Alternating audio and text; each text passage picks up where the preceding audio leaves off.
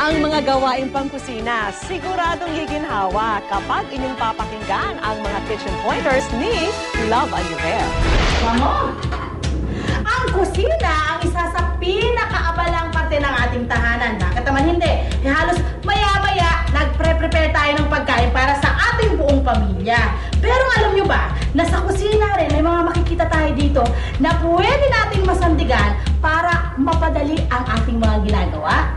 Yan ang good news ko sa inyo. Kilalanin ang natatagong galing ng mga humble but incredible kitchen wonders.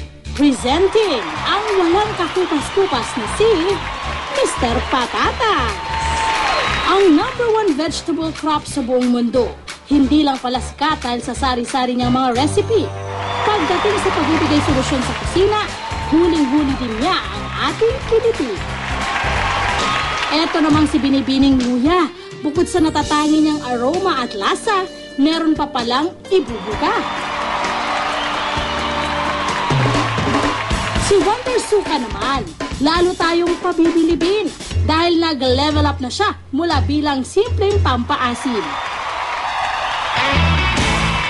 Si Ginang Mantika naman, hindi kailangan painitan para mapakinabangan.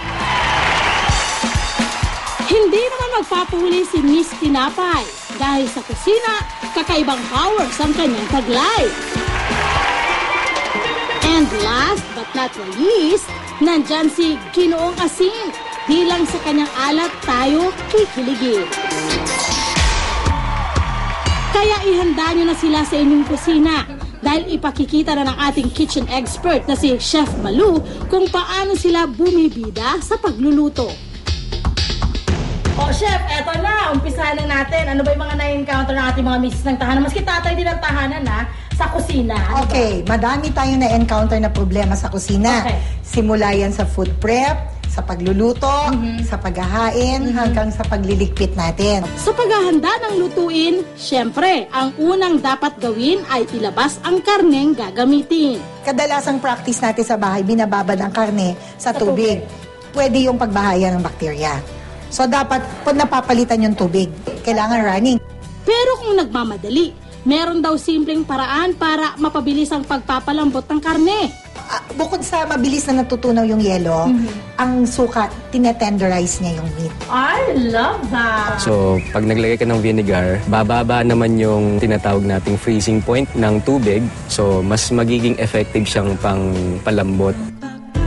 Kabahagi rin ang paghahanda ang paghihiwa ng mga sangkap gaya ng sili. Ang problema, kadalasang humahawa ang kulay nito sa ating mga kamay. So, ang magandang tip natin dito, Love, is papahiran natin ng mantika ang kamay natin. Yung fingers mo ng oil, Love. Dito. Para hindi kumapit. Hindi lang daw kulay ang bibitiw sa ating mga kamay. Pati ang hapdit-anghang, hindi na tayo kakapitan.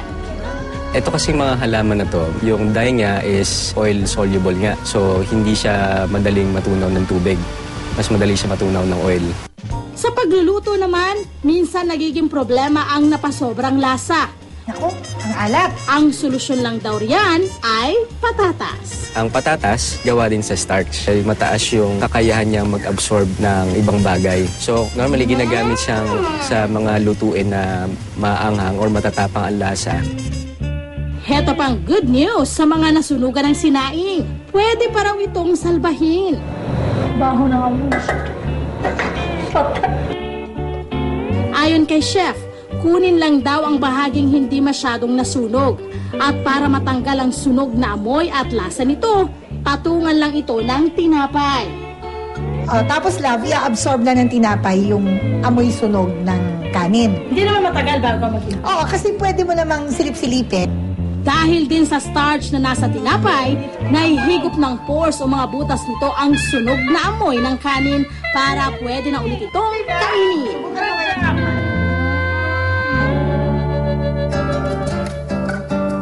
Kung problema naman ang nababasag na itlog tuwing ito'y nilalaga, dagdagan lang daw ng asin ang tubig.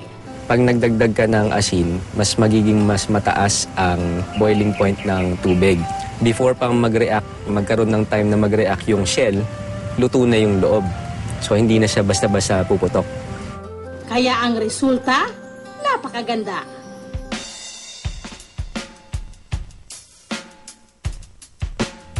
Para naman matanggal ang naiwang lasa mula sa naunang prinito sa mantika, nagbibigay solusyon ang luya.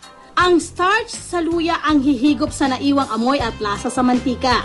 Samantalang ang pagiging fibrous naman ito ang dahilan para hindi ito agad maluto. Pag nawala na ang lumang amoy ng mantika, pwede nang iahon ang luya para hindi ito tuluyang maluto at magdagdag ng ibang lasa. So, pwede ka mag-isa ng yung sa used oil mo.